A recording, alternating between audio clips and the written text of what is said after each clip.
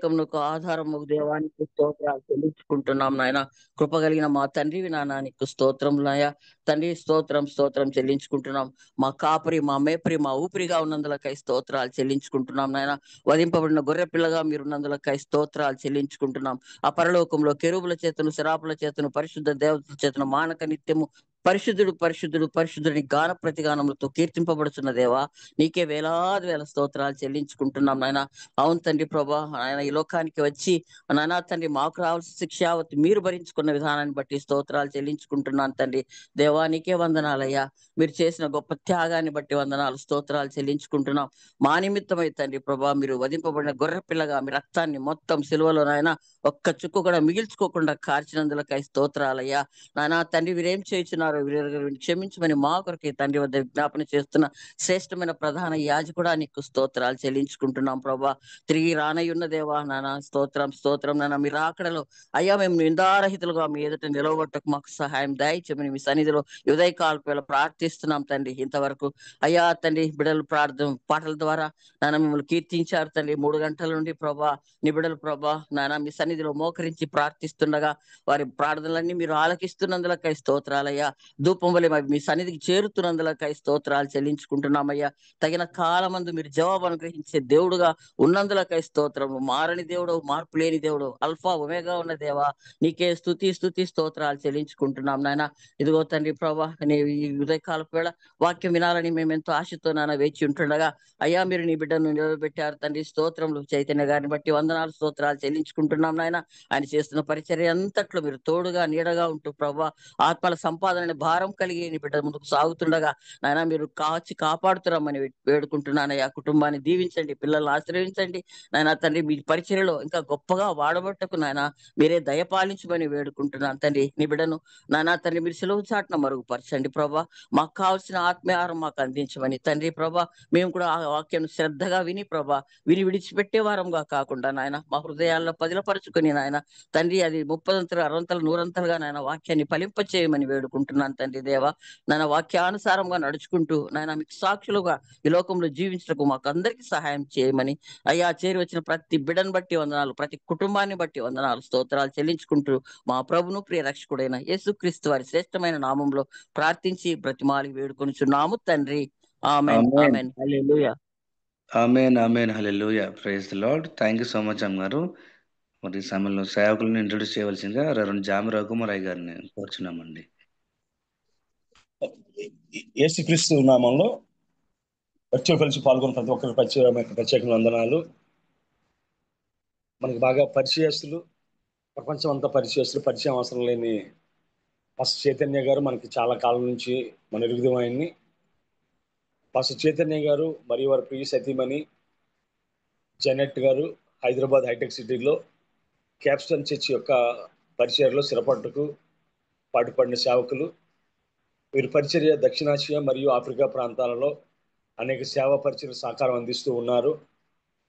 అంతేకాకుండా చైతన్య మరియు జెనెట్ గారికి హోషియా మరియు సొలొమన్ ఇద్దరు సంతానం ఉన్నారు. బెంగళూరులోని ఎస్ఏబిసి నుండి థియాలజీలో గ్రాడ్యుయేట్స్ మరియు లైఫ్ పసిఫిక్ యూనివర్సిటీ కాలిఫోర్నియా నుండి స్ట్రాటజిక్ లీడర్షిప్లో పోస్ట్ గ్రాడ్యుయేషన్ విద్యను అభ్యసించారు ఈయన.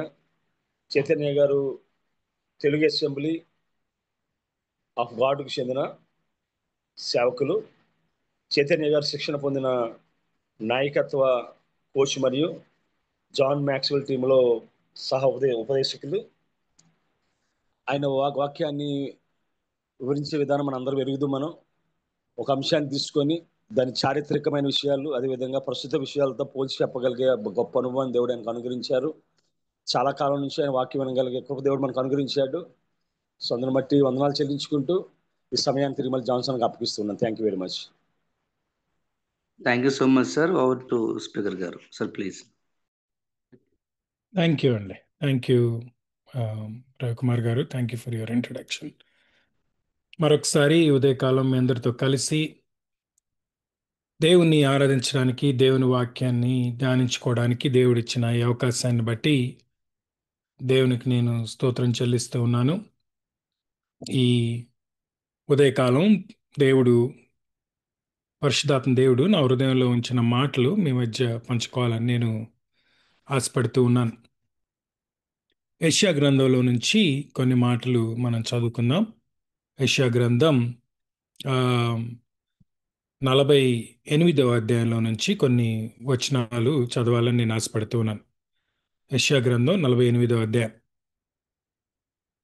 17వ వచనం నుంచి ఆఖరి వచనం వరకు.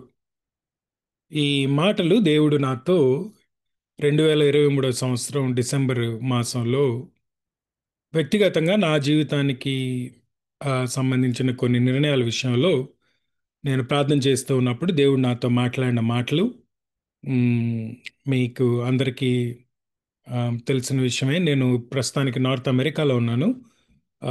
ఇక్కడికి ఈ కొద్ది సంవత్సరాలు మూవ్ అవటానికి, నా డాక్టరేట్ పర్సూ చేయడానికి, అలాగే పరిచర్యలో ఇన్వాల్వ్ అవటానికి పరిశుద్ధాత్మ దేవుడు ఎప్పటి నుంచో ప్రేరేపణ పెడుతూ ఉన్నాడు. 2023 సంవత్సరం ప్రారంభం నుంచి నాతో మాట్లాడుతూ ఉన్నాడు, కానీ నేనే పోస్ట్పోన్ చేస్తూ వచ్చాను ఆ విషయాన్ని. ఎప్పుడైతే సరే దేవుని నడిపింపుని నమ్మి ముందుకు అడుగేద్దామని మేము నిర్ణయించుకున్నామో అప్పుడు దేవుడు నాతో ఈ ఈ వచనాలు నాతో పలికాడు.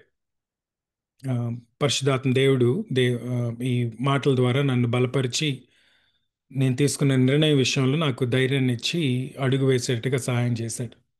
So I felt it's a word that every one of us who are in a place of transition, we all need to listen to these words because they would always encourage us. యెషయా గ్రంథం 48వ అధ్యాయం 17వ వచనం నుంచి. నీ విమోచకుడును ఇజ్రాయేలు పరిశుద్ధ దేవుడినైన యెహోవా ఇలాగు సెలవిచ్చున్నాడు. నీకు ప్రయోజనం కలుగునట్లు నీ దేవుడైన యెహోవానగు నేనే నీకు ఉపదేశం చేసేదను. నీవు నడవవలసిన త్రోవను నిన్ను నడిపించదును. నీవు నా ఆజ్ఞలను ఆలకింపవలనని నేనెంతో కోరుకొనుచున్నాను. ఆలకించిన ఎడల నీ క్షేమము నది వలెను, నీ నీతి సముద్ర తరంగముల వలెను ఉండును. నీ సంతానము ఇసుక వలె విస్తారమగును. నీ గర్భఫలము దాని రేణువుల వలె విస్తరించును. వారి నామమును నా సన్నిధి నుండి కొట్టివేయబడదు, మరువబడదు. బబులోను నుండి బయలువెల్లుడి, కల్దీయుల దేశంలో నుండి పారిపోవుడి. యెహోవా తన సేవకుడైన యాకోబును విమోచించను నన్ను సంగతి ఉత్సాహధ్వనితో తెలియజేయుడి. భూదిగంతముల వరకు అది వినబడినట్లు దాన్ని ప్రకటించుడి. ఎడారి స్థలములలో ఆయన వారిని నడిపించరు, వారు దప్పిగొనలేదు. రాతి కొండలో నుండి వారి కొరకు ఆయన నీళ్లు ఉబక చేసెను. ఆయన కొండను చీల్చగా నీళ్లు ప్రవాహముగా బయలుదేరును. దుష్టులకు నెమ్మది ఉండదని యెహోవా సెలవిచ్చున్నాడు. యెషయా గ్రంథం 48వ అధ్యాయము ఇజ్రాయేలీలతో దేవుడు వ్యక్తిగతంగా మాట్లాడుతున్న విషయాలు, ప్రవచనం. మనకు తెలుసు కదా, ఇజ్రాయెల్ దేశం వర్ధిల్లుతున్న సమయంలో ప్రవక్తగా ఉన్నాడు. అది పడిపోయిన సమయంలో కూడా ప్రవక్తగానే ఉన్నాడు. అలాగే చెరపెట్టబడిన మొదటి భాగంలో కూడా యెషయా వారికి ప్రవక్తగా ఉన్నాడు. అంటే బబులోను చెరకు తీసుకువెళ్ళినప్పుడు కూడా. కనుక he was a profit who was very aware of every state of season of Israel.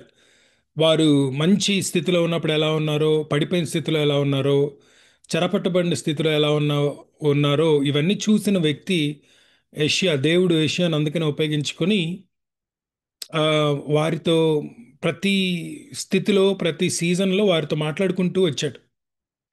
ఈ వాక్య భాగం ముఖ్యంగా బబులోను చెరపట్టబడి బబులోనుకు తీసుకువెళ్ళబడి అక్కడ ఉండబోయే సీజన్ గురించి ముందుగానే ప్రవచిస్తూ చెప్తున్నాడు. బబులోనులో నుంచి తను ఎలా విడిపించబోతున్నాడో, ఎలా వారిని విమోచించి తిరిగి తన ప్రజలుగా వారిని కట్టబోతున్నాడో అన్న విషయాన్ని మనం సెకండ్ హాఫ్ ఆఫ్ యెషయా గ్రంథంలో చూస్తాం.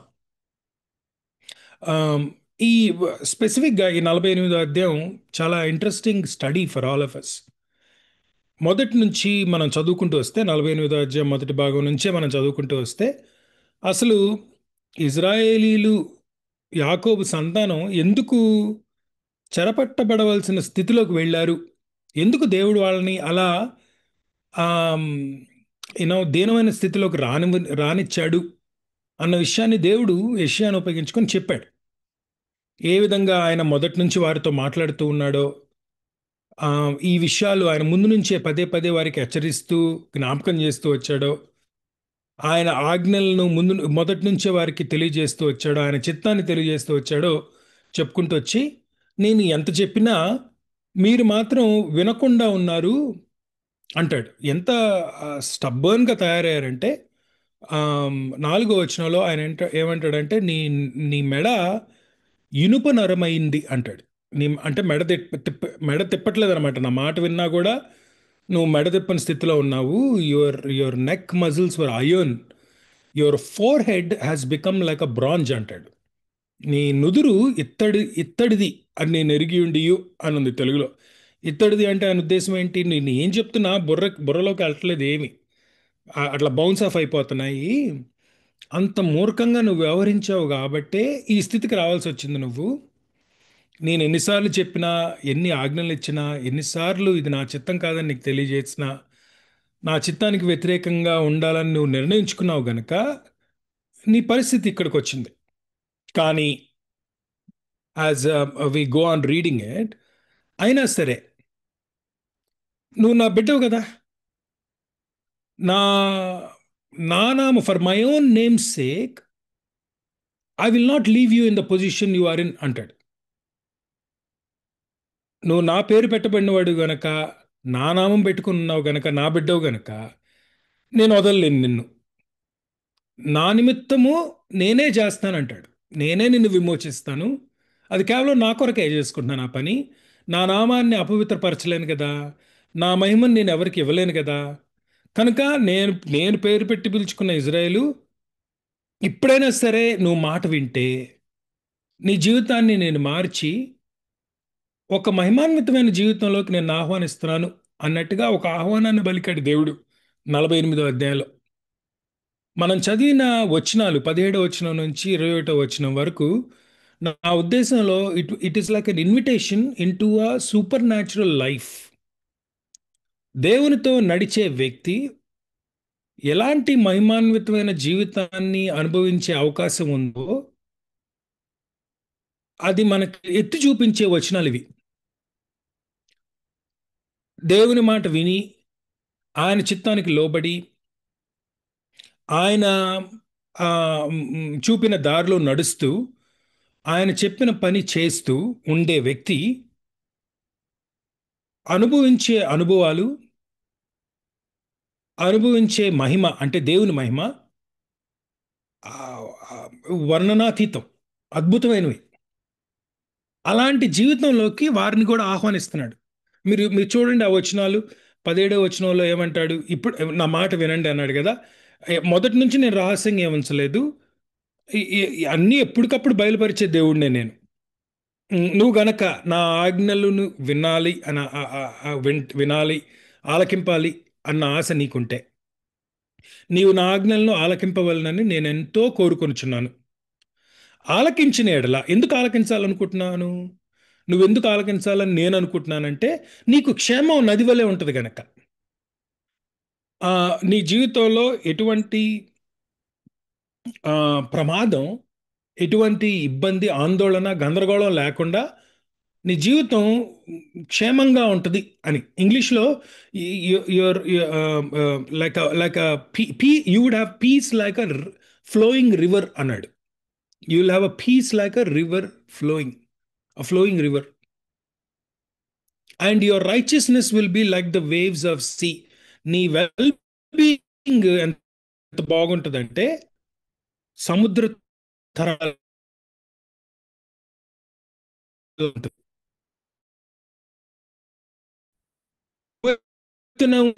తరంగాలు యాక్చువల్గా మనల్ని భయపడ్డాయి, కానీ అంత ఎత్తున నీ బెగ్గింగ్ ఉంటుంది అంటాడు. అంత ఎంత అంతన నీ మీద ఉధృతంగా ఎలా నార్మల్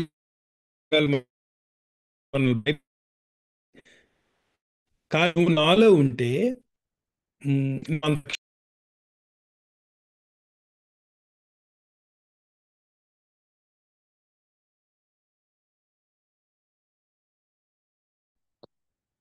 వాయిస్ రావట్లేదు. సారీ అమ్మగారు, కొంచెం బేర్ చేయండి, some technical issue. Sir reason అవుతారు.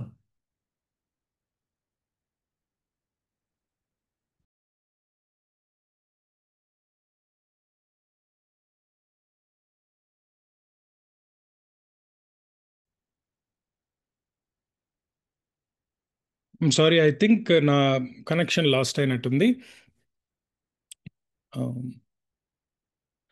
దేవుని మాట విని ఆయన చెప్పింది చెప్పినట్టు చేస్తే మన జీవితం ఎలా ఉంటుందో ఈ వాక్య భాగంలో ఆయన చక్కగా మన అద్దం పట్టినట్టు చూపిస్తున్నాడు. 21 వచనం అన్నిటికంటే అద్భుతమైన వచనం. ఆ జీవితం ఎలా ఉంటుందో అనడానికి. ఆ ఎడారి స్థలములలో ఆయన వారు నడిపించను, వారు దప్పికొనలేదు. రాతి కొండలో నుండి వారి కొరకు ఆయన నీళ్లు ఉబక చేసెను. ఆయన కొండను చీల్చగా నీళ్లు ప్రవాహంగా బయలుదేరి వెళ్ళెను. They did not thirst when he led them through the deserts. He made water flow for them like from the rock, and he split the rock, and the water gushed out. ఈ వచనాన్ని నేను చాలా ధ్యానం చేస్తూ వచ్చాను. అసలు ఆ మాట చాలా అద్భుతమైన మాట. అది you will never be thirst in the desert అనే మాట. ఎడారి స్థలంలో ఆయన వారు నడిపించను, వారు దప్పికొనలేదు. అసలు వాస్తవానికి అసాధ్యమైన విషయం అది. ఈ ఈ ఈ మనం 17వ వచనం నుంచి 21వ వచనం వచ్చరికి కనెక్షన్ చూద్దాం. ఆయన నా మాట విను, నేను నీకు చెప్తా, నీకు ప్రయోజనమైంది చెప్తాను. నా మాట విను, నీ క్షేమంగా ఉంటావు నువ్వు. నా మాట విను, నీ నీతి సముద్ర తరంగంలో ఉంటుంది. ఇదిగో నేను చెప్పే మాట, నువ్వు ఎడారిలోకి వెళ్ళు అన్నట్టుగా ఉంది. ఇప్పుడు మా కనెక్షన్ చదువుకుంటూ వస్తే మనం, నువ్వు ఎడారిలోకి వెళ్ళినప్పుడు దప్పికొనకుండా చూసుకునే బాధ్యత నాది అని ఆయన బాధ్యత తీసుకుంటున్నాడు. You will never be thirsty in the desert. It's an impossible situation.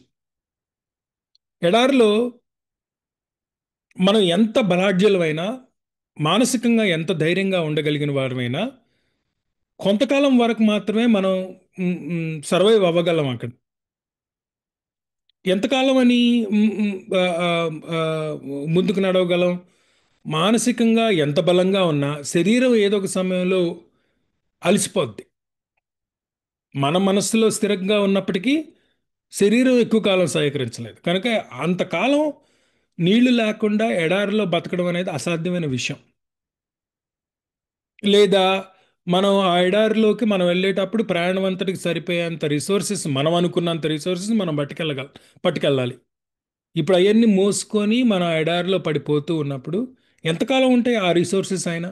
ఏదో ఒక సమయంలో మనం బ్యాకప్ అనుకున్న ప్రతిదీ మాయమైపోద్ది మన చేతిలోంచి. బ్యాంక్ బ్యాలెన్స్లు కావచ్చు, బ్యాకప్ ప్లాన్ కావచ్చు, పలానా వాళ్ళు సహాయం చేస్తారులే అనుకుంటే వాళ్ళు కావచ్చు.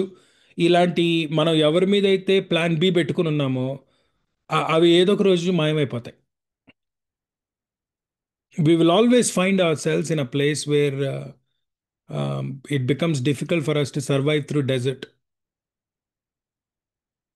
కానీ దేవుని వాగ్దానం ఏంటంటే, నువ్వు ఎడారి లాంటి స్థితిలోకి నేను నిన్ను పంపిస్తున్నప్పటికీ ఆ ఎడారిలో నువ్వు దప్పికొనకుండా చూసుకునే బాధ్యత నీది, నాది అంటున్నా. ఎలా చేస్తాడు అది? That was my question when I started looking at it. That was my question. How would he help me to survive through the desert? నా ఈ డెజర్ట్ అనాలజీ మనకు ఆల్రెడీ తెలుసు. ఆయన వాస్తవానికి యాకోబు సంతానంతో మాట్లాడుతున్నాడు, ఇజ్రాయేలుతో మాట్లాడుతున్నాడు. కనుక ఇజ్రాయేలులకి ఆయన అంతకుముందు చేసిన విషయాన్ని జ్ఞాపకం చేస్తూ ఉన్నాడు. దేవుని ప్రవచనాన్ని మనం చదువుతున్నప్పుడు ఏ ప్రవచనం అయినా సరే వాక్యంలో మనం గమనించగలిగే ఒక ఇంట్రెస్టింగ్ విషయం ఏంటంటే, మనుషులతో దేవుడు ఎప్పుడు మాట్లాడినా గత కాలంలో ఆయన చేసిన దాన్ని ఉదాహరణగా ఉపయోగించుకొని ప్రస్తుత కాలంలో మనం ఉన్న స్థితిలోకి మాట్లాడతాడు ఆయన. మాట్లాడి భవిష్యత్తును కూడా అదే ఉదాహరణ ఉపయోగించుకొని చెప్తాడు. నార్మల్గా that's how you will see the prophetic nature, prophetic word in the scripture. So ఇక్కడ కూడా అదే చేస్తున్నాడు. అప్పుడెప్పుడో ఇజ్రాయెల్ని ఐగుప్తులోంచి తీసుకొచ్చి వాగ్దాన భూమికి నడిపించిన ఆ 40 సంవత్సరాల ఎడారి ప్రయాణాన్ని జ్ఞాపకం చేస్తూ ఇప్పుడు బబులోన్లో చెరపట్టుబడి ఉన్న ఇజ్రాయేలులతో మాట్లాడుతున్నాడు. తను ఏం చేస్తాడో అన్న విషయాన్ని చెప్తూ సేమ్ వర్డ్ మన జీవితాల్లో కూడా అప్లై చేసుకుందాం. మనం ఇప్పుడు ఏ స్థలంలో ఉన్నామో, ఎలాంటి ఎడారికరమైన స్థితుల్లో ఉన్నామో, ఆ, వ్యక్తిగతంగా నాకు మీ గురించి తెలియకపోవచ్చు, కానీ దేవునికి తెలుసు, మీకు తెలుసు. ఈ స్థితిలో మనం ఉండి ఏమైపోతామో అన్న భయం మనలో ఉన్నా, మన పరిచయం ఏమైపోద్దో అన్న భయం మనలో ఉన్నా, మన కుటుంబాలకి ఏమైపోద్దో అన్న మనకు భయంలో మనం ఉన్నా, మనకు దేవుడు ధైర్యాన్ని ఇస్తూ చెప్పే మాట ఇది. ఎడారిలో ఆయన వారిని నడిపించును, కానీ వారు దప్పికొనలేదు. ఎలా చేస్తాడు? How does he do that? ఎడారిలో మనం దప్పికొనకుండా ఉండాలి అంటే మన దగ్గరున్న రిసోర్సెస్ ఎగ్జాస్ట్ అవ్వకుండా ఉండాలి, అయిపోకుండా ఉండాలి. అంటే అవి అయిపోకుండా ఉండాలి అంటే, సపోజ్ వాటర్ బాటిల్ తీసుకొని ఎడారిలోకి వెళ్ళాం అనుకుందాం. ఎడారిలో నీళ్ళు అవసరం కనుక ఒక వాటర్ బాటిల్ పట్టుకొని నీళ్లు పట్టుకొని వెళ్ళాం అనుకుందాం. అది మన రిసోర్స్ అనుకుందాం. తక్కువ రిసోర్సే, కానీ ఇంక అంతే ఉంది మన చేతిలో. ఆ రిసోర్స్ పట్టుకొని మన ఎడారిలోకి ఎంటర్ అవుతాం. కొంతకాలానికి ఆ రిసోర్స్ అయిపోద్ది అన్న భయం మనలో ఉండొచ్చు. అయ్యో ఇది అయిపోతే మన పరిస్థితి ఏంటి అన్న ఆలోచన ఉండొచ్చు. కానీ దేవుడు చెప్పే మాట ఏంటంటే, ఆ మాటలో దేవుని అర్థం ఏమిండొచ్చు అంటే, నీ బాటిల్లో ఉన్న వాటర్ ఎంత తక్కువ ఉన్నా అవి అవ్వకుండా చూసుకునే బాధ్యత నాది అని అంటున్నాడు. అంటే continually he will continue to supply the water in my bottle అనమాట. బాటిల్లో ఉన్న వాటర్ స్థాయి ఒకే స్థితిలో ఉండొచ్చు, కానీ ఆ వాటర్ మాత్రం అవ్వవు. That's one way of survival. Super natural supply ఎప్పటికప్పుడు మన జీవితంలోకి వస్తూ ఉంటుంది కనుక మనం ఎగ్జాస్ట్ అవ్వకుండా, ఎడారిలో దప్పికొనకుండా ఎడారి దాటే అవకాశం మనకుంటుంది. అలాంటి ఇంట్రెస్టింగ్ లైఫ్ మనం ఏలియా జీవితంలో చూస్తాం. మనం అసలు మొదటి రాజుల గ్రంథం 17వ అధ్యాయము దేవుని సమృద్ధి, అద్భుతమైన సమృద్ధి ఎలా ఉంటుందో కనపడుతుంది మనకి. 17వ అధ్యాయం మనం చదివినప్పుడు అందులో ఉన్న సంఘటనలన్నీ మనకు తెలుసు. మీలో అందరికీ 17వ అధ్యాయంలో జరిగిన సంఘటనలన్నీ బాగా పరిచయం అయి ఉంటాయి కనుక I won't go through everything, but I just trying to highlight what happened there. 17వ అధ్యాయం ప్రారంభంలో దేవుడు ఏలియాకి ఒక ఆజ్ఞ ఇచ్చాడు. వెళ్ళి ఆహాబును కలిసి, ఆహాబుకు రాబోయే 3 సంవత్సరాల్లో వర్షం ఉండదని చెప్పు, కరువు రాబోతుందని చెప్పు, తీవ్రమైన కరువు రాబోతుంది, పైనుంచి చుక్క పడదు, భూమి మీద ఉన్న నీటిలో ఒక చుక్క మిగలదు అన్నాడు. అంటే there is no resource from above and there is no reserve resource that will be left over. నువ్వు పైనుంచి ఇన్కము లేదు, ఉన్న బ్యాంక్లో దాచిపెట్టుకున్న ఇన్కమ్ కూడా మాయమైపోద్ది అన్నట్టు చెప్పాడు అనమాట. Basically that's what he said. There won't be anything. Next 3 yearsలో ఈ దేశంలో ఏమీ ఉండదు, భయంకరమైన కరువు. ఈ విషయం చెప్పమన్నాడు. సో ఈ వెంట్ అండ్ టోల్డ్. ఇమ్మీడియట్గా దాని తర్వాత జరిగిన సంఘటన, కేరీతు వాగు దగ్గరికి వెళ్ళమని చెప్పాడు. కేరీతు వాగు దగ్గరికి వెళ్ళి అక్కడ ఉండు నువ్వు అని. కేరీతు వాగు యోర్దాన్ నదిలో కలిసే స్థలంలోకి వెళ్ళమన్నాడు. Only go there and stay there. So ఆ దేశంలో ఉన్న నీరు, వాగు నీరు స్లోగా యోర్దాన్ నదిలో కలిస్తే ఉంటుంది కదా, స్లోగా. అంటే పైన ఆల్రెడీ ఉన్న రిజర్వ్లో ఉన్న వాటర్ అంతా కారుకుంటూ వచ్చి ఇక్కడికి వచ్చి మాయమైపోద్ది బేసిక్లీ. ఆ స్థలంలోకి వెళ్ళి అక్కడ ఉండు నువ్వు, అక్కడ నీకు సేఫ్టీని అరేంజ్ చేసి పెట్టాను అన్నాడు. మీరు గమనించండి, దేశం మొత్తంలో నీళ్ళన్నీ మాయమవుతుంటే ఏలియాకు మాత్రం నీళ్లు సప్లై చేసుకుంటూ వచ్చాడు. ఫ్రెష్ వాటర్ ఎవ్రీ డే దేవుడు. రిజర్వ్ వాటర్ కూడా కాదు, మళ్ళీ ఇది ఫ్రెష్ వాటర్. ప్రతిరోజు కంటిన్యూస్గా వాటర్ తాగే అవకాశాన్ని, ఫ్రెష్ వాటర్ తాగే అవకాశాన్ని ఏలియాకి ఇచ్చాడు దేవుడు. ఇది కేవలం దేవుని మాట విని దేవుని ఆజ్ఞ చొప్పున నడుచుకునే వ్యక్తి అనుభవించే జీవితం ఇది. మళ్ళీ అందరు కాదు, ఇది అందరికీ రాదు ఇది, ఇలాంటి అవకాశం. అక్కడున్న 3 సంవత్సరాలు ఎంతకాలం ఉన్నాడో అంతకాలం, ఆ అంతకాలం నీరు అయిపోయేంత వరకు కూడా, ఆ వాగులో నీరు ఎండగట్టేంత వరకు కూడా ఫ్రెష్ వాటర్ వస్తూనే ఉంది ఏలియాకు. అంతేకాదు కదండి, అక్కడ జరిగిన ఒక అద్భుతం మనకు తెలుసు కదా. కాకుల్ని పంపించి దేవుడు ప్రతి దినం ఫుడ్ సప్లై చేసుకుంటూ వచ్చాడు ఏలియాకు. అసలు కాకులు ఫుడ్ తీసుకురావడం అనేదే ఒక విచిత్రమైన విషయం. కాకులు లాంటి పక్షులు భూలోకంలో అంత అంత స్వార్థపరమైన పక్షులు భూలోకంలో ఎవరు ఉండరేమో. కానీ అలాంటి వారిని ఉపయోగించుకొని, అలాంటి పక్షులను ఉపయోగించుకొని వాటి చేతే ఫుడ్ షేర్ చేయించాడు దేవుడు. కాకులు ఉన్నది లాక్కెళ్ళేవి, యాక్చువల్గా వేరే వాళ్ళ చేతిలో ఉన్నాయి లాక్కెళ్ళే పక్షులవి. పైగా సరైన ఫుడ్ తింటాయా అంటే కాదు, ఎక్కడ పడితే అక్కడ రోడ్డు మీద ఏది పడితే అది దొరికితే అది తింటాయి. So there is no difference for them. Garbage కానుల్లో తింటాయి, మనం వాడేసి కుళ్ళిపోయి బయటపడేసిన ఫుడ్ని తింటాయి ఏరుకొని అందులో నుంచి. అలా డర్టీగా ఉండే పక్షులై. కానీ అలాంటి పక్షులను ఉపయోగించుకొని దేవుడు ప్రతిదినం ఉదయం సాయంత్రం రొట్టె మాంసం పంపిస్తూ ఉన్నాడు ఏలియాకు.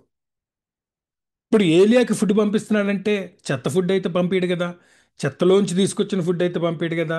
ఖచ్చితంగా అది ప్రతిదినం తీసుకొస్తున్నా అంటే ప్రతిదినం ఫ్రెష్గా వస్తుంది అనమాట. బ్రెడ్, రొట్టె, అలాగే మాంసం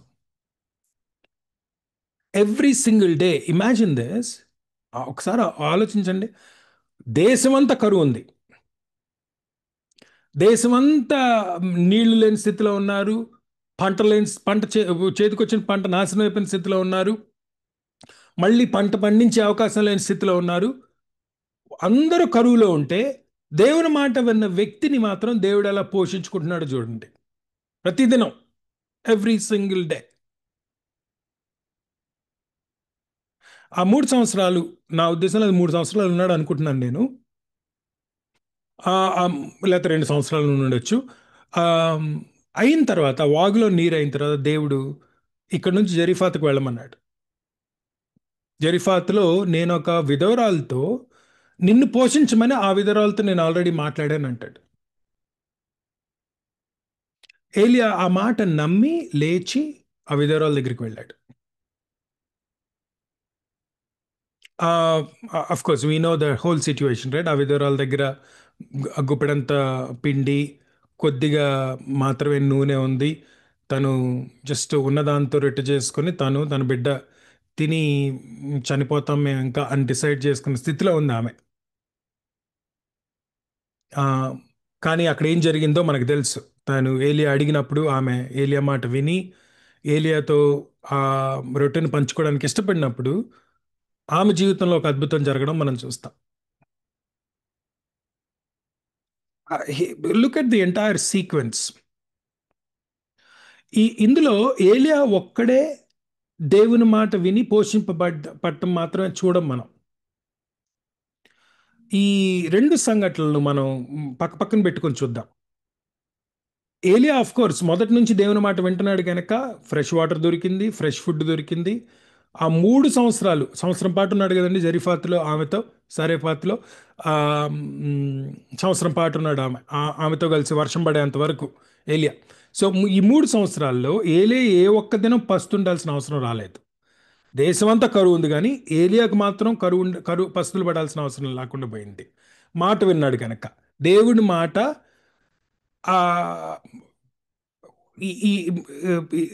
ఎంత కఠినమైందో చూడండి.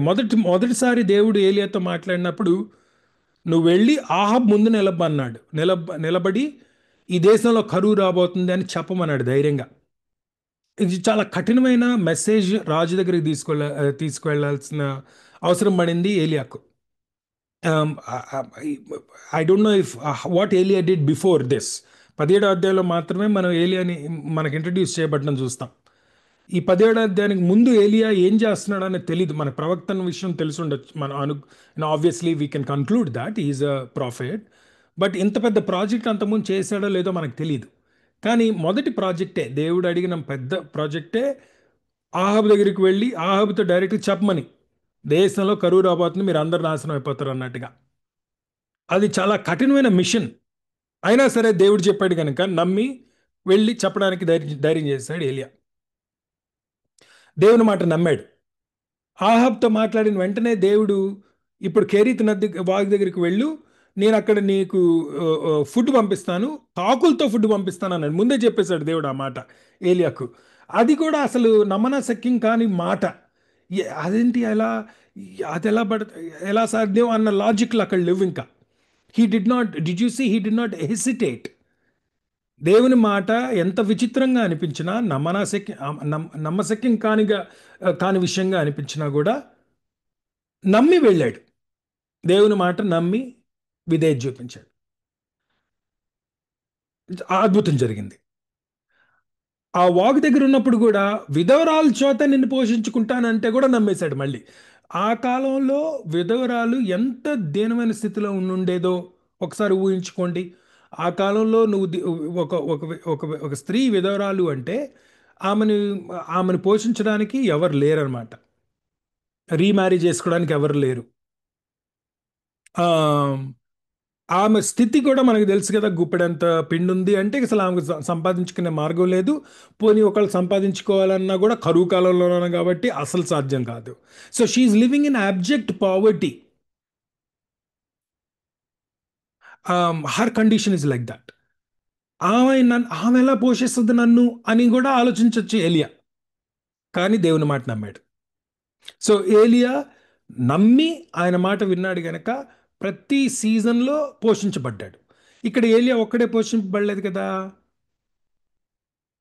కాకులు, స్వార్థపూరితంగా ఉండే కాకులు, స్వార్థపూరితంగా వ్యవహరించే కాకులు, ఎవరితో ఎప్పుడు ఒక్క మెతుకు కూడా పంచుకొని కాకులు, ఉన్నది అవతల చేతిలో ఉన్నది లాక్కొని వెళ్ళి తినే కాకులు, వేయబడితే ఈ రోడ్డు మీద పడి కుళ్ళిపోయిన ఫుడ్ తిని బతికే కాకులు,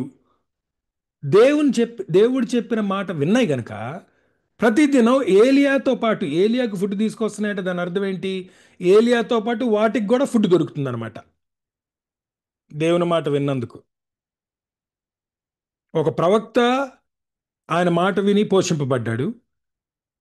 స్వార్థపూరితమైన కాకి ఆర్ కాకులు, ఆ కాకుల గుంపు, వాట్ ఎవర్ దట్ ఈస్, ఆయన మాట విని పోషింపబడ్డాయి.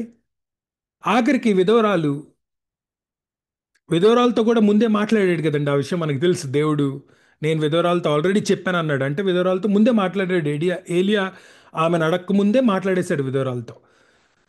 ఆ మాట విన్న విధవరాలు అసలు నా దగ్గర ఏమీ లేదు, నేనేం పోషించగలను అని ఆలోచించుకొని ఆ మాట అనుంటుంది కదండి, నా దగ్గర ఏమీ లేదు, గొప్పెడు మాత్రమే ఉంది, ఈ దినం రొట్టె చేసుకొని నేను నా బిడ్డ చనిపోదాం అనుకుంటున్నాము అని అంది. అంటే దాని అర్థం ఏంటంటే, నాకు తెలుసు దేవుడు నాతో మాట్లాడాడు, కానీ మిమ్మల్ని పోషించుకోగలిగినంత నా దగ్గర ఏమీ లేదు, ఇదిగో ఉన్నది ఇంతే, ఇక నేను దీంట్లో ఏం చేయగలను అని అనుకొని ఉంటుంది ఆమె. అదే మాట చెప్పింది ఏలియాతో. కానీ ఏలియా మాట విని నమ్మి ఎప్పుడైతే ఆమె అడుగు వేసిందో తన జీవితంలో అద్భుతాన్ని చూసింది. ఆమె జీవితంలో అద్భుతం అక్కడితో ఎండ్ అవ్వలేదు కదండి. 1 సంవత్సరం తర్వాత వర్షాలు మొదలైనప్పుడు ఇంకా అద్భుతంగా ఒకటి జరిగింది తన జీవితంలో. తన బిడ్డ చనిపోతే ఏలియా అక్కడ ఉండడం ద్వారా ఆమె దేవుని మాట విని ఏలియాతో తనకున్న కొద్దిని పంచుకోవడానికి ఇష్టపడింది కాబట్టి ఏలియా ఆమెతో ఉండగలిగాడు. ఏలియా ఆమెతో ఉన్నాడు గనక చనిపోయిన బిడ్డ తిరిగి లేవగలిగాడు. Look at how God orchestrated everything. ఇలాంటి జీవితంలోకి దేవుడు ఇజ్రాయేలీలను ఆహ్వానిస్తున్నాడు, మనల్ని ఆహ్వానిస్తున్నాడు. ఇదిగో ఇలా ఉంటుంది. ఎడారిలో దప్పికొనకుండా ఉండడం అంటే ఇదిగో ఇలా ఉంటుంది. నా సమృద్ధి ఎంత అద్భుతంగా ఉంటుంది. మీరు చూడండి, ఇక్కడ ఎక్కడ ఎక్సెస్ లేదు. మళ్ళీ ఏ రోజుకి కావాల్సిన ఫుడ్ ఆ రోజుకే వచ్చింది. ముందే వచ్చి బ్యాంక్ బ్యాలెన్స్లు లేవు. ఏ రోజుకి కావాల్సిన ఫ్రెష్ వాటర్ ఆ రోజే వచ్చింది, ఏ రోజుకి కావాల్సిన రొట్టె ఆ రోజే వచ్చింది, ఏ రోజుకి రావాల్సిన మీట్ ఆ రోజుకే వచ్చింది. ఎన్ని రొట్టెలు కావాలో అన్ని రొట్టెలు ఆ రోజుకి సరిపోయిన రొట్టెలు మాత్రమే. అంటే ఏలియా, విధవరాలు, ఆమె బిడ్డ, ఆమెతో ఉన్న వారందరూ అనుంది ఇంట్లో, బైబిల్లో ఇంటి వారందరూ ఏ రోజుకి కావాల్సిన ఫుడ్ ఆ రోజుకి అందిస్తానే ఉన్నాడు దేవుడు. ఎక్కడ ఎక్సెస్ ఇవ్వలేదు, కానీ అద్భుతం చేస్తానే వచ్చాడు. 3 సంవత్సరాల పాటు ఏలియా ప్రతి దినం అద్భుతాన్ని ఎక్స్పీరియన్స్ చేస్తూనే వస్తున్నాడు. దేవుడు మనల్ని పోషించుకునే విధానం అలా ఉంటుంది. మాట విన్న వారికి మాత్రమే ఇలాంటి జీవితం ఎలా ఉంటుందో రుచి చూసే అవకాశం ఉంటుంది. So there is a super natural survival, super natural supply. అది ఒక విధం. ఎడారిలో దప్పికొనకుండా ఉండాలి అంటే మన దగ్గర ఎప్పటికప్పుడు సమృద్ధంగా ఉండాలి. లేదా మన శరీరాన్ని దేవుడు ఏ దేన్నైనా తట్టుకొని నిలబడే శరీరంగా మార్చేయాలి. అది రెండో రకమైన అద్భుతం. అంటే ఎడారి పరిస్థితులు అలానే ఉంటాయి, నీళ్లు ఎక్కడ దొరకవు, కానీ నీ శరీరం దేవుని మాట విని ఎడారిలో అడుగుపెట్టిన నీ శరీరం ఎక్కడ దెబ్బతినకుండా తట్టుకొని నిలబడుతుంది. అట్లానే అలాంటి అద్భుతాన్ని ఆయన ఇశ్రాయేలీలతో చేశాడు కూడా దేవుడు. 40 సంవత్సరాల పాటు మనం మోషే ఇజ్రాయేలీలకు ద్వితీయోపదేశకాండం మనం చదువుతున్నప్పుడు ఇజ్రాయేలీలకు రెండోసారి తను ఆ, ఆ, ఆ, ధర్మశాస్త్రాన్ని తిరిగి బోధిస్తూ ఉన్నప్పుడు 8వ అధ్యాయంలో వారికి ఒకసారి జ్ఞాపకం చేశాడు. ఈ 40 సంవత్సరాలు ఎందుకు దేవుడు మిమ్మల్ని 40 సంవత్సరాలు ఎలాల్లో ఉండనిచ్చాడో అన్న విషయాన్ని చెప్తూ, ఆ, మీరు రొట్టె మాత్రం దాని ద్వారా మాత్రమే మీరు బ్రతకరు, కానీ యెహోవా నోట నుంచి వచ్చిన ప్రతి మాట ద్వారా మీరు బ్రతుకుతారు అన్న విషయాన్ని వారి జ్ఞాపకం చేస్తూ, ఈ 40 సంవత్సరాల్లో మీ బట్టలు మాయలేదు, మీ కాళ్ళు వాయలేదు అంటాడు. Your clothes did not wear out, neither did your legs swollen. It's not possible. 40 సంవత్సరాలు నువ్వు ఎడారి లాంటి కండిషన్స్లో ఆ రాళ్ళు రప్పలు, మీలో ఎవరైనా ఇజ్రాయెల్ దేశానికి ఎప్పుడైనా వెళ్ళుంటే ఆ సైనాటిక్ డెజర్ట్ కూడా మీరు ఖచ్చితంగా విజిట్ చేసి ఉంటారు. ఆ ఏరియా కనుక మనం గమనిస్తే రాళ్లతో రప్పలతో నింపబడి ఉంటుంది. నల్ల రాయి బేసిక్లీ, వాటర్ లేని స్థితి. అలాంటి చోట 40 సంవత్సరాలు నడిస్తే వాళ్ళ కాళ్ళకి కాయలు గాయడం కానీ, బొబ్బలు కట్టడం కానీ, వేసుకున్న జోడ్లు చెడిపోవడం కానీ జరగలేదు వాళ్ళకి. అంత దుమ్ము ధూళి ఉండే వాతావరణంలో బట్టలు మాయలేదు. అసలు అసలు imagine the kind of miracle that it is. 40 సంవత్సరాలు ఒకరోజు కాదు కదండి, మార్నింగ్ నుంచి సాయంత్రం దాకా ఎలాగో భద్రంగా దాచిపెట్టుకోవడం కాదుగా. 40 సంవత్సరాలు మార్నింగ్ నైట్ ఎండ, భయంకరమైన ఎండ, భయంకరమైన చలి, భయంకరమైన పరిస్థితులు. అయినా కూడా దేవుడు వాటన్నిటిని తట్టుకొని నిలబడగలిగే ఆ శక్తిని వారికి అనుగ్రహించాడు. దేవుని మాట విని ఆయన చెప్పింది చెప్పినట్టుగా చేయడానికి ఇష్టపడే వ్యక్తులు అనుభవించే జీవితం అలా ఉంటుంది. వారికి ఉండే శక్తి అలా ఉంటుంది. దేన్నైనా సరే తట్టుకొని నిలబడగలిగి సర్వైవ్ అవ్వగలిగే శక్తి. దానియేలు గ్రంథం చదువుతున్నప్పుడు దానియేలు జీవితం మనకు అలా సర్వైవల్ కెపాసిటీ ఎలా, దేవుడిచ్చే సర్వైవల్ కెపాసిటీ ఎలా ఉంటుందో చూపించే జీవితం దానియేలు జీవితం. మొదటి 6 అధ్యాయాల్లోనే మనం దానియేలు తన స్నేహితులు ముగ్గురు ఎటువంటి పరిస్థితుల్లోంచి వెళ్ళారో మనం చూస్తాం. మనకు బాగా, of course those stories are very familiar to all of us. మనకు బాగా తెలిసిన స్టోరీసే అవి, అందులో క్వశ్చనే లేదు. మొదటి అధ్యాయంలో వారికి జరగబడిన జరిగిన సంఘటన మనకు తెలుసు. వారు చెరపట్టబడినప్పుడు ఆ దేశంలో ఆ కాలంలో ముఖ్యంగా బబులోన్ దేశస్థులు కానీ అష్షూరు దేశస్థులు కానీ ఎవరైనా సరే వేరే దేశం మీద దాడి చేసి ఆ దేశంలో ఉన్న ఆ, యవనస్తుల్ని తీసుకొని చెరపట్టి తీసుకొచ్చినప్పుడు ముఖ్యంగా రాజ కుటుంబానికి చెందిన వారు కానీ ప్రధానుల కుటుంబాలకు చెందిన యువకులు ఎవరన్నా దొరికితే వారిని గనక బానిసలుగా చేస్తే వెంటనే వారిని యూనక్స్గా మార్చేసేవాళ్ళు, కాస్ట్రేట్ చేసేవాళ్ళు. ఇక పెళ్లి చేసుకొని ఉండగలిగే అవకాశం లేకుండా చేసేవాళ్ళు. జరిగింది అదే, ఈ నలుగురికి జరిగిన అన్యాయం అది.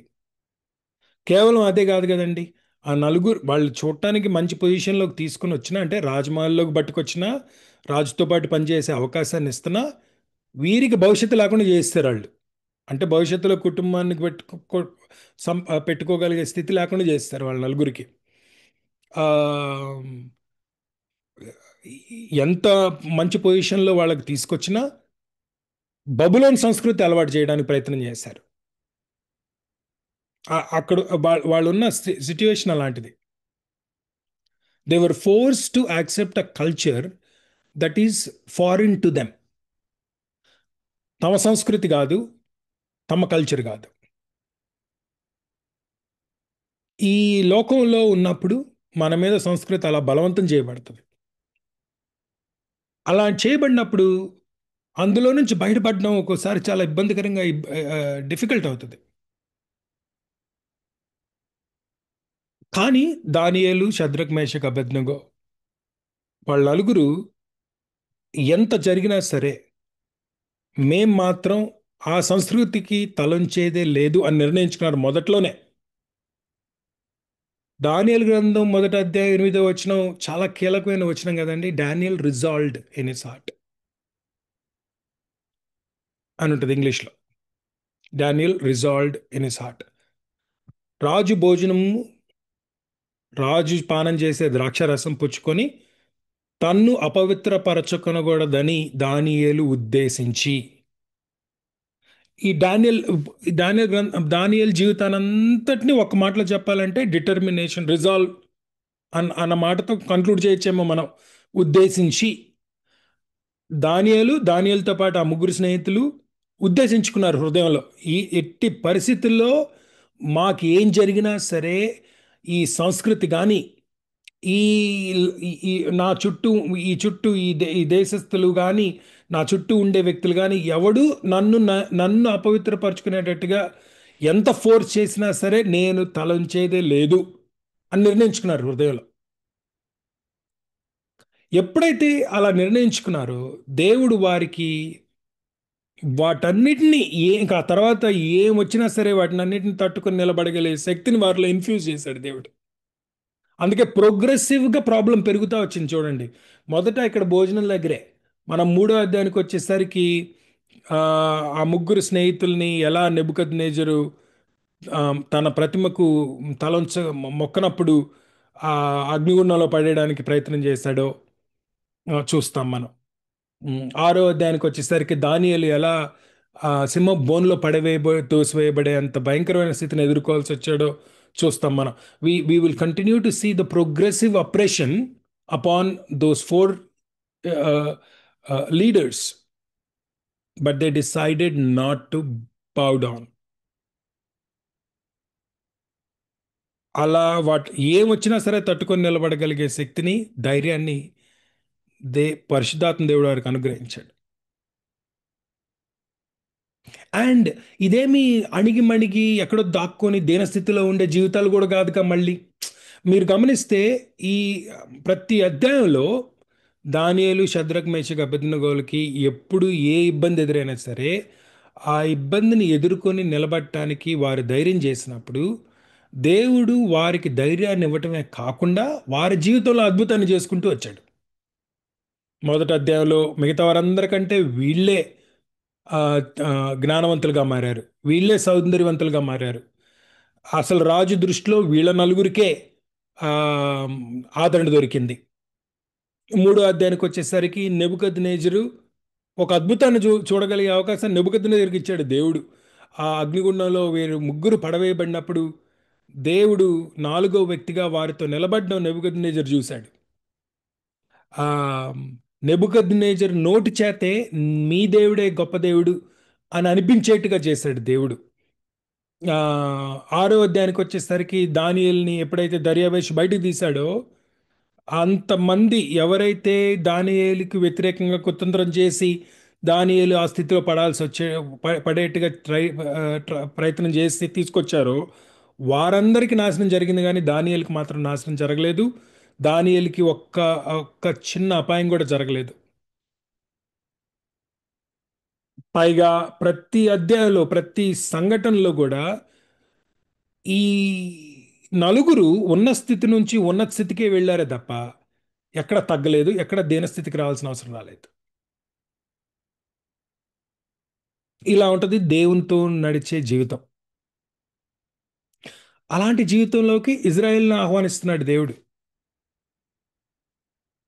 మీరు నా మాట వింటే మీ క్షేమము నది వలె, మీ నీతి సముద్ర తరంగం వలె మీకు ప్రయోజనం అంటాడు. అదే మాట ఈ దినం మనతో కూడా అంటున్నాడు దేవుడు. మీరు నా మాట వింటే, నేను చెప్పి చేయమన్న పని చిత్రంగా అనిపించవచ్చు,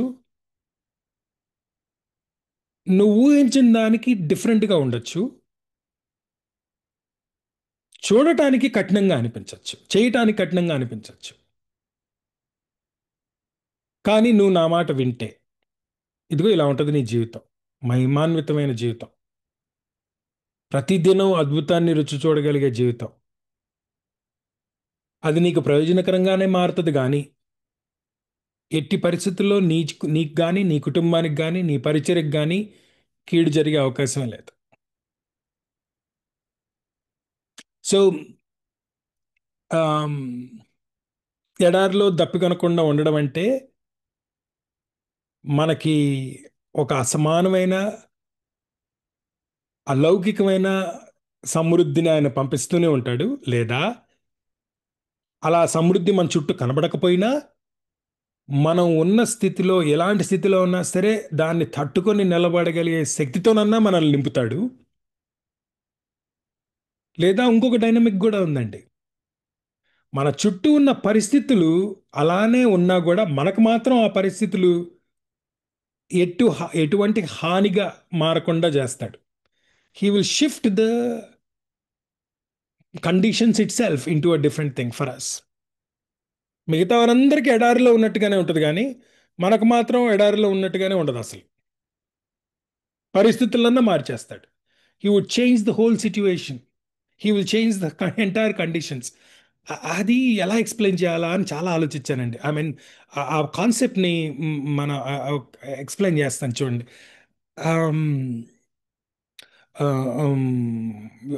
ఆదికాండం 26వ అధ్యాయంలో అసలు అలాంటి కండిషన్ ఎలా ఉంటుందో మనకు ఒక పిక్చర్ పెయింటింగ్, ఒక జరిగిన సంఘటన మనకు అర్థమయ్యేటట్టుగా చేస్తుంది.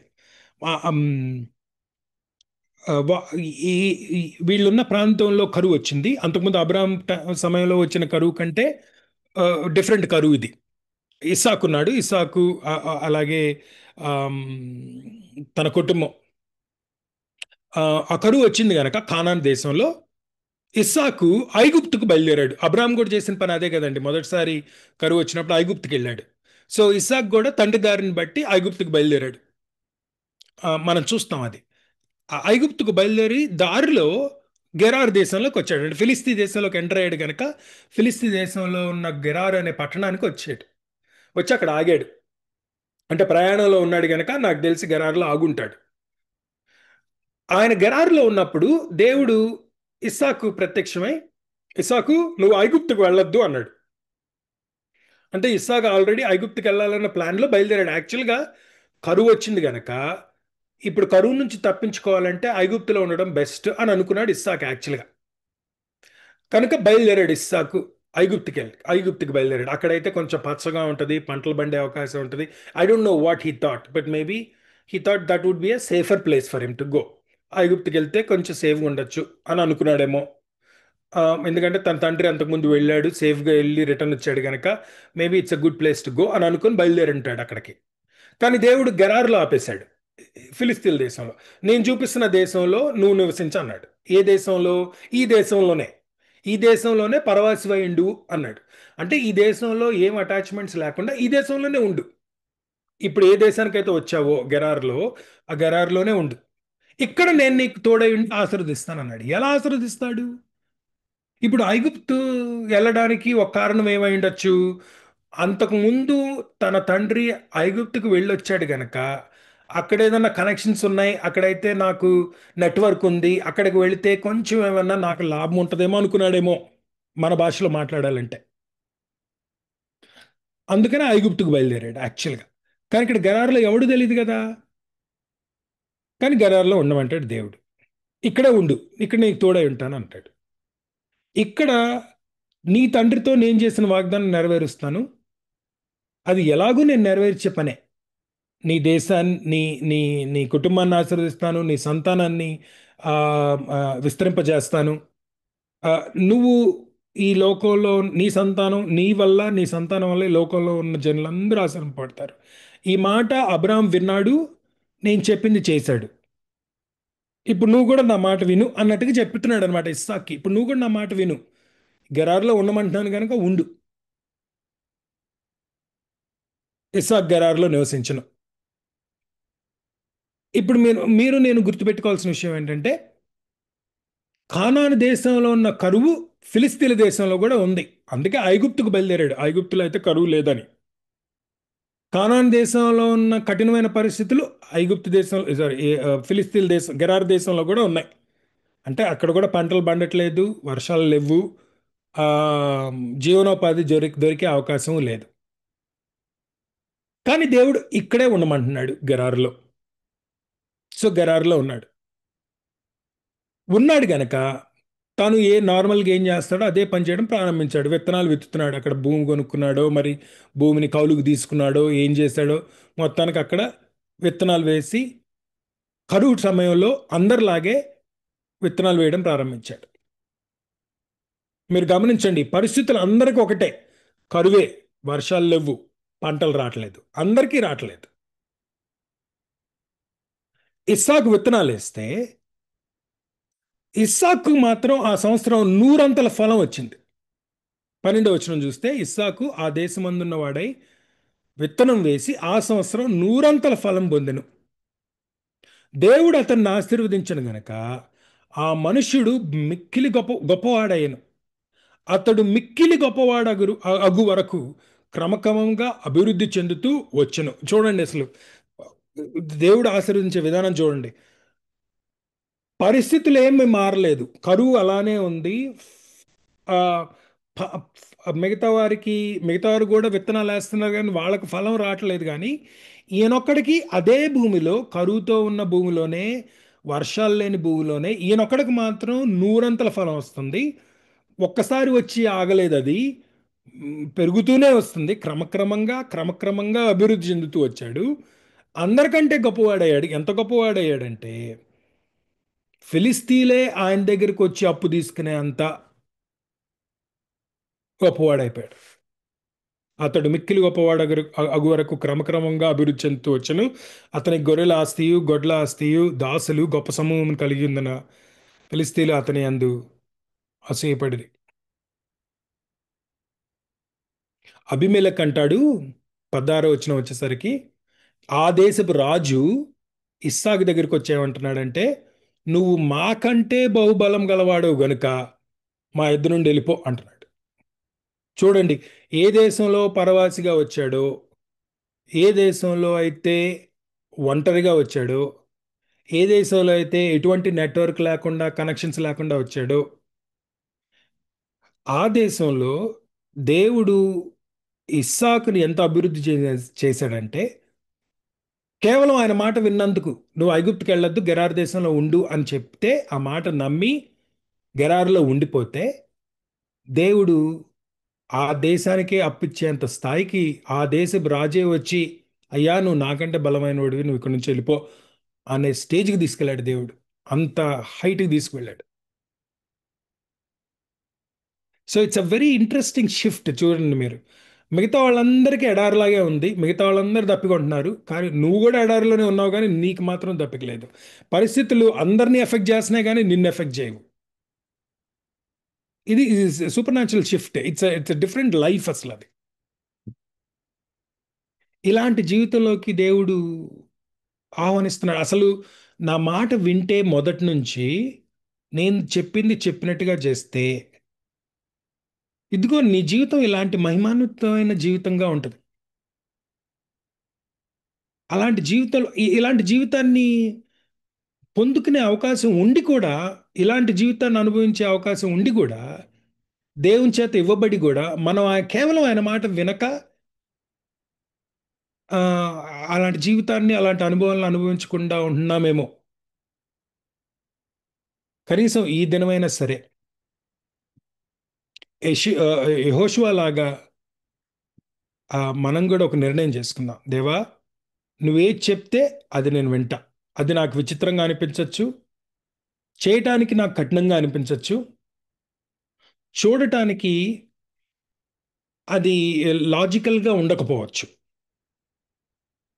కానీ నువ్వు చెప్తే, నువ్వేం చెప్పినా సరే, ఎక్కడికి వెళ్ళమన్నా సరే చేయటాన్ని నేను సిద్ధపడి ఉన్నాను దేవా అని మనం ఎప్పుడైతే నిర్ణయించుకొని, దానియేలు షద్రక్ మేషక్ అబేద్నెగోలాగా ఉద్దేశించుకొని దాని వైపు అడుగు వేస్తామో, ఆయన మనల్ని గెరారులో ఉండమన్నా, అగ్నిగుండంలో పడివేంత వరకు కూడా వెయిట్ చేయమన్నా, ఆ, ఏ స్థితిలో మనం ఉన్నా సరే ఆయన మాట వినటానికి ఇష్టపడిన దినాన మనం ఇలాంటి ఆశీర్వాదకరమైన, ఆశ్చర్యకరమైన, మహిమాన్వితమైన జీవితంలో కి అడుగు పెడతాం.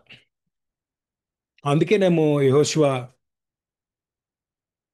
ఇజ్రాయెల్ దేశంలో అందరినీ సెటిల్ చేసిన తర్వాత వారందరినీ మోషేలాగే మరొకసారి గ్యాదర్ చేసి అందరికీ మళ్ళీ ధర్మశాస్త్రాన్ని బోధించి ఆ, వాడికి మళ్ళీ ఒకసారి జ్ఞాపకం చేశాడు. 24 అధ్యాయం 14 వచనం. కాబట్టి మీరు యెహోవా యందు భయభక్తులు గలవారై ఆయనను నిష్కపటముగాను సత్యముగాను సేవించుచు, మీ పితరులు నది అద్దరిని ఐగుప్తులోను సేవించిన దేవతలను తొలగద్రోసి యెహోవానే సేవించుడి. యెహోవాను సేవించుట మీ దృష్టి కీడని తోచిన ఎడల మీరు ఎవని సేవింతురో, నది అద్దరిని మీ పితరులు సేవించిన దేవతలను సేవింతురో, అమోరీయుల దేశమున మీరు నివసించున్నారే వారి దేవతలను సేవింతురో, నేడు మీరు కోరుకొనిడి. మీరు ఎవరిని సేవింప కోరుకొనినను నేనును నా ఇంటవారును యెహోవాను మాత్రమే సేవించదము అని. అలాంటి రెజల్యూషన్ మనందరికి ఉండాలి. No matter what anybody is doing, మా పక్కనోడు, ఇతరులు ఎవరు ఏం చేస్తున్నా సరే నేను మాత్రం యెహోవానే సేవిస్తాను అని ఎప్పుడైతే మనం రిజల్యూషన్ చేసుకుంటామో, ఆ దినం నుంచి మనం ఇలాంటి మహిమాన్వితమైన జీవితంలోకి అడుగు పెడతాం. Will begin to experience the hand of God in a miraculous way. May you accept that invitation and enter in to that kind of life. అలాంటి దేవుడిచ్చే ఆహ్వాన్ని అందుకొని అలాంటి జీవితంలోకి అడుగుపెట్టి ఆయన ఇచ్చే సమృద్ధిని, ఆయన ఇచ్చే శక్తిని, ఆయన మాత్రమే ఇచ్చే అభివృద్ధిని పొందుకొని జీవించాలని నేను ప్రార్థిస్తూ ఉన్నాను. ప్రార్థన చేసుకుందాం. తండ్రి, ఈ ఉదయకాలాన్ని బట్టి మరొకసారి నీకు స్తోత్రం చెల్లిస్తూ ఉన్నాను ప్రభా. నీ మాట విని నువ్వు చూపించిన దారిలో మేము నడిచినప్పుడు మా క్షేమము నది వలె, మా నీతి సముద్ర తరంగం వలె ఉండునని నీవు వాగ్దానం చేస్తూ ఉన్నావు. దాన్ని బట్టి నీకు వందనాలు. అవి నీ మాటలు మాకు ప్రయోజనకరం అన్న విషయాన్ని మరొకసారి నువ్వు జ్ఞాపకం చేశావు. నీకు వందనాలు ప్రభా. ఒక అద్భుతమైన మహిమాన్వితమైన జీవితంలోకి నువ్వు ఆహ్వానిస్తూ ఉన్నావు. అలాంటి జీవితాన్ని మేము ప్రతిదినం అనుభవించగలిగే అవకాశాన్ని ఇవ్వటానికి నువ్వు ఇష్టపడుతూ ఉన్నావు. నీకే వందనాలు ప్రభా. కనుక నీ మాట నమ్మి విశ్వాసంతో ముందడుగు వేసి నీవు చెప్పింది చెప్పినట్టు చేసే క్రైస్తవులుగా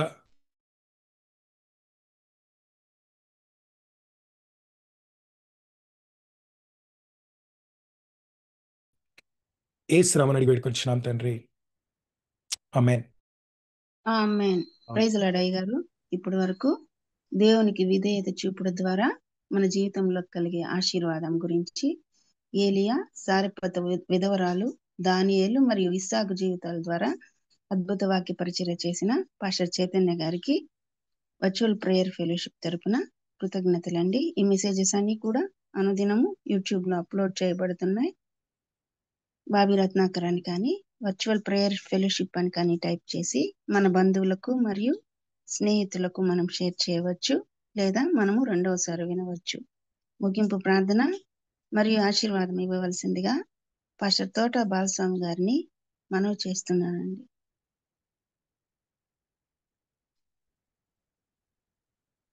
పాస్టర్ తోట బాలస్వామి గారు. ప్రేమ స్వరూపుడు అయిన మా ప్రియ పరలోకపు తండ్రి, నీ ఘనమైన నామమును బట్టి నీకు వందనాలు, స్తోత్రాలు చెల్లిస్తున్నావు నాయన. నీ అపారమైనటువంటి ప్రేమను, నీ కృపను మా మీద కుమరించి రాత్రంతా కూడా మాకు సుఖమైనటువంటి నిద్రను అనుగ్రహించి మా యొక్క ఆయుష్లో మరి యొక్క నూతనమైనటువంటి దినాన్ని పొడిగించి ఈ ఉదయకాల సమయంలో నీ అమూల్యమైనటువంటి వర్తమానం నీ దాసుని నీ సిలువ చాటును మరుగుపరిచి మాకు నువ్వు అందించినటువంటి వివిధ విశేషాలను బట్టి నీకు వందనాలు, స్తోత్రాలు చెల్లిస్తున్నావు. నువ్వు ఆశ్చర్యకరుడు గనుక అయ్యా, నీ కార్యములన్నీ కూడా ఆశ్చర్యకరంగా ఉంటాయని ఈ దినం నీ వాక్యము ద్వారా నిరూపించిన విధానం బట్టి కూడా నీకు వందనాలు, స్తోత్రాలు నాయన. ఈ ఉదయకాల సమయంలో ప్రభా నైనా ఎందరైతే బిడ్డలు నీ మాటలు ఈ జూమ్ మీటింగ్ ద్వారా ఆలకించి ఉన్నారో ప్రతి ఒక్క బిడ్డలో ప్రభా నీ ఆశ్చర్య కార్యములు నైనా బలముగా నాటుకొనడానికి సహాయమును దైక్ష్యమని ప్రార్థిస్తున్నాం. మా అవసరతలు ముందే ఎరిగినటువంటి దేవుడు నీవు గనుక నిన్ను నీవు ప్రభు ఆశ్చర్యకరుడుగా నిరూపించుకోవటానికి వివిధ కోణాలలో ప్రభు నువ్వు జరిగించినటువంటి ఆశ్చర్య కార్యములను ప్రభు నీ దాసుని ద్వారా మేము నాయన వినడానికి నువ్వు ఇచ్చిన అవకాశాన్ని బట్టి నీకు వందనాలు, స్తోత్రాలు చెల్లిస్తున్నాం నాయన.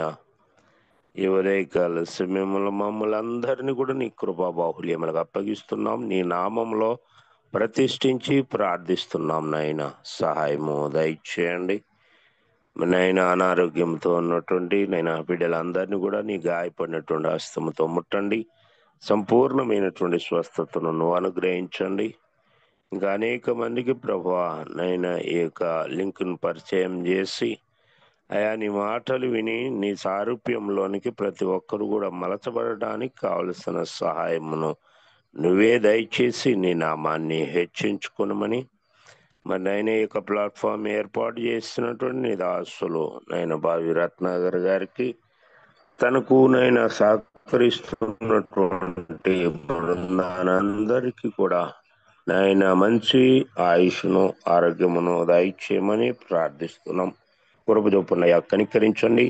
అన్ని విషయాల్లో ప్రతి ఒక్కరికి కూడా నీవే తోడై ఉండి నడిపించి నీ నామాన్ని ఘనపరుచుకున్నామని, లోకము వైపు మేము చూడకుండా, లోక ఆశల వైపు చూడకుండా నీ వైపు నీ శిలువ వైపు చూస్తూ మా యొక్క నైనా పందెములో ఓపికతో పరిగెత్తటానికి కావలసిన కృపను నువ్వు అనుగ్రహించి మహిమ పొందుకునమని ఈ ఉదయకాలపు దీవెనలతో మమ్మల్ని అందరినీ కూడా దీవించి ఆశీర్వదించమని, సమస్తమైన మహిమ ఘనత ప్రభావములు మా ద్వారా నువ్వు పొందుకునమని మా ప్రభువును రక్షకుడును అయిన యేసుక్రీస్తు నామంలో ప్రార్థించి స్తుతించి నీకే అప్పగించుచున్నాము తండ్రి.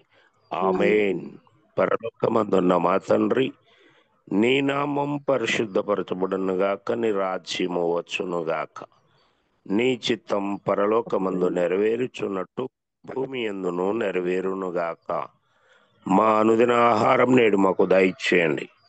మా ఎడల అపరాధములు చేసిన వారిని మేము క్షమించి ఉన్న ప్రకారం మా అపరాధములను క్షమించండి. మమ్ము శోధనలోనికి తేక దుష్టుని నుంచి తప్పించండి.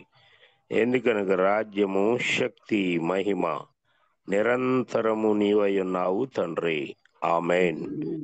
తండ్రి అయిన దేవుని ప్రేమ, కుమారుడైన యేసుక్రీస్తు వారి కృప, పరిశుద్ధాత్మిక నిత్య సహవాసము, సన్నిధి, కాపుదల ఈ జూమ్ మీటింగ్ లో పాల్గొన్న ప్రతి ఒక్క బిడ్డకును, వాక్య సందేశం అందించినటువంటి దాసులకును సదా తోడై నడిపించును గాక. ఆమేన్. ఆమేన్. ఆమేన్. అందరికీ వందనాలండి. Praise the Lord. ముగింపు ప్రార్థన మరియు ఆశీర్వాదం ఇచ్చిన పాస్టర్ తోట బాలసామయ్య గారికి, వాక్య పరిచర్య చేసిన పాస్టర్ చైతన్య గారికి, టెక్నికల్ సపోర్ట్ ఇచ్చిన యవనబిడ్డ జాన్సన్ కు, కోర్ కమిటీ మెంబర్స్ కు మరియు కూడి వచ్చిన విశ్వాసులైన పరిశుద్ధులందరికీ వర్చువల్ ప్రేయర్ ఫెలోషిప్ తరపున కృతజ్ఞతలండి. ప్రభు చిత్తమైతే రేపటి దినాన తిరిగి కలుసుకుందాం. అంతవరకు సెలవు తీసుకుందాం. ప్రభు నామములందరికీ వందనాలండి. వందనాలు.